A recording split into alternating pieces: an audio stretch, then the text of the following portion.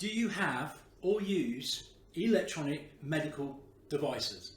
Have you ever stopped and pondered for a moment just how secure they may be, or how insecure? A lot of these devices and equipment fall into a category called IoT, or the Internet of Things. Okay, let's ask another question.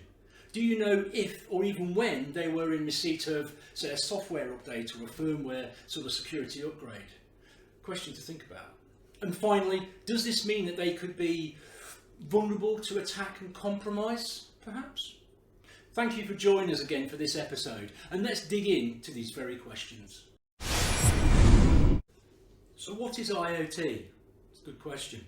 IoT, or the Internet of Things, can be described in simplistic terms as a network of interconnected devices sharing data and functionality, most often through embedded operating systems which connect to our networks and also the big World Wide Web.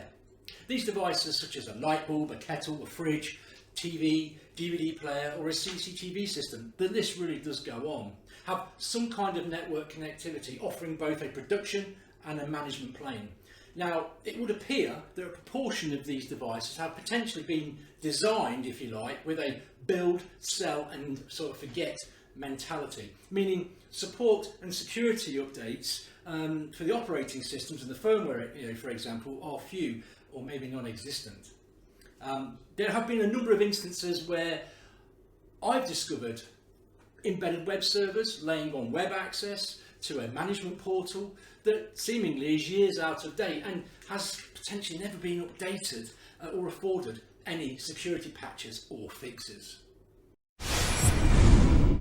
Now, as we know, old, unsupported and legacy operating systems and software potentially carry with them a plethora, a number of vulnerabilities and potentially publicly known exploits, which could render an attacker with, an authentication bypass exploit or a buffer overflow, if you like. Or simply, there's publicly known default credentials for the device, which gives them full access to the device. Now, this is a very real problem, and yes, we should be absolutely concerned. Another concern here is that the device vendors potentially offer maybe limited or timed sort of expiries on some of the support, and at times no support whatsoever. It is generally understood in the IT security industry that such devices potentially have what's called an end of life or an end of life date, meaning a time frame of which a device, when it's no longer supported or benefits from any security updates and fixes, and therefore must be upgraded or replaced if that's the case, obviously replacing the current one. You may be asking, well, what am I going on about, and what does this information have to do with medical IoT devices? Well, the short answer is a great deal. Let's consider for a moment the different types of medical devices that are out there.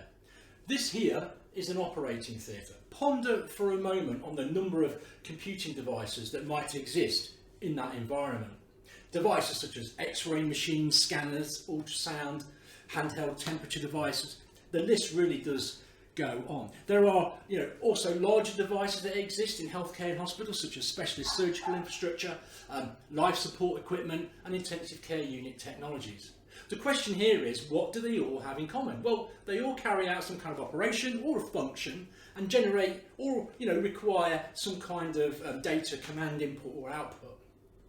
I've seen countless devices that connect back to a source or a host over Wi-Fi or sort of Bluetooth technologies, and other devices have been hardwired directly into the corporate network, into that backbone, giving that full access. Now, think for one moment, if an attacker was able to mess around with, say, a drug dosage or a ratio of an intravenous administration device, it's not really worth thinking about the devastation that could be caused there. I've seen a number of devices that have embedded and also full mainstream operating systems, driving the underlying software. And as with any other, compute device, they all should be closely monitored for security updates, patches and fixes. It is unfortunately a well-known thought process that functionality tends to trump security in the IoT arena. Legacy software, operating systems and firmware are seen all the time, despite the spotlight on the potential damage that these situations can bring. Having an inventory by knowing what you have and what is potentially vulnerable is the great challenge, essentially, but it's very achievable if conducted in the right way. IoT is now utilised everywhere, and the challenge is recognising where and what potential vulnerabilities it brings. Medical IoT provides and supports a crucial and also fundamental role in our daily lives. For example, healthcare, using some sort of internet connectivity. Even in our homes we are using it, these devices, to bring some kind of function to our lives.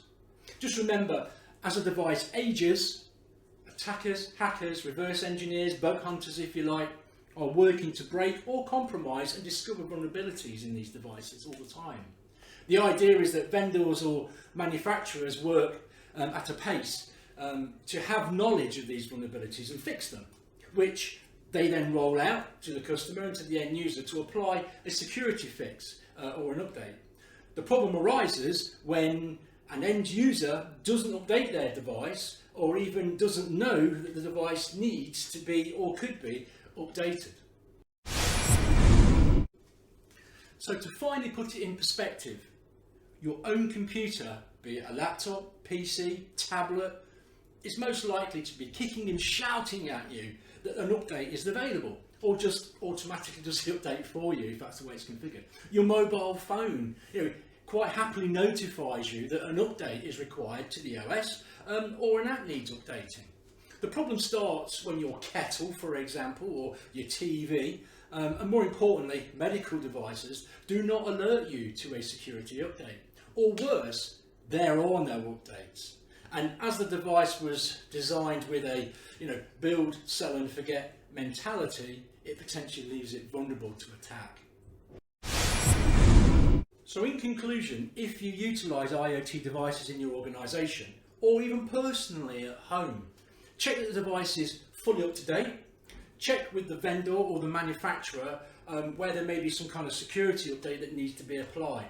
For businesses, a good place would be to understand what, if any, IoT devices are in your business and run some kind of discovery exercise and create that inventory. To be honest, the way that technology has embedded itself in our personal lives, it makes the same sense to employ the same approach in our homes as well, and have an ever more sort of technical understanding of what we've actually got in our homes connected back over the internet.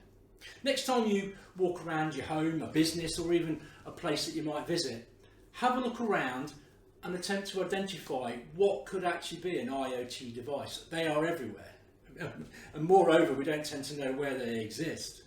Then ponder, how old is this device? Has it ever been upgraded?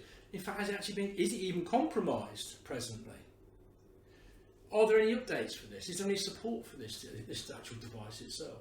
If an attacker got control, what damage could they actually inflict? What is the impact here on the business or you personally? I think where life or death is concerned and timely access or action is required, IoT in a medical setting needs serious consideration perhaps. Until next time, catch you later.